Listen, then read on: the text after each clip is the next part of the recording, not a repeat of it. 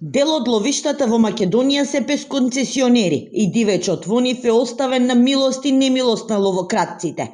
Со измените во актуелниот закон за дивеч и ловство ќе се направат суштински реформи, со кои македонското законодавство ќе се усогласи со европското, порача преседателот на Ловечката федерација на Македонија Владко Алексовски на свечената академија во Штип, со која федерацијата одбележи 79 години од своето постоење. И конечно сите овие ловишта на задоволство на сите нас ќе бидат доделени на користење за следните 20 години. Веднаш потоа ќе навлеземе во еден помирен период, во период кај што ќе се фокусираме на проекти во функција на унапредување на ловството, директни финансиска помош и вложување во ловиштата, во уредување на ловишта, изградба на ловотехнички објекти, населување на дивеч и заштита на животната средина.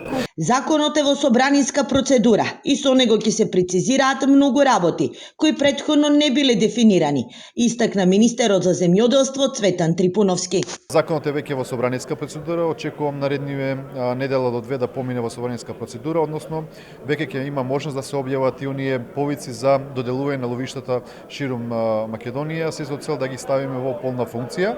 Во овој вакуум период министерството ги има доделено на одгледување и заштита ловиштата, меѓутоа со ставање во концесија на оние што ќе бидат избрани, ќе се воспостави еден систем на следливост и контрола во делот на ловството во Република Македонија. Во изминатиот период е воведено електронско аплицирање за издавање на одобренија за набавка на оружје, а во иднина се планира и нов закон за оружје, истакна министерот Тошковски, кој заедно со Трипуновски присуствуваа на манифестацијата. Штипскиот регион важи за сериозен ловечки центар. Пред неколку години во лов на диви свињи беше и познатиот фудбалер Златан Ибрахимовиќ. Токму од Штип започна и манифестацијата Денови на македонското ловство, каде што беа изложени над 100 трофеи и ловечки експонати. Ние во Штип имаме Сдружение на ловците кое што функционира, брои повеќе од 500 членови. Имаме прекрасна соработка.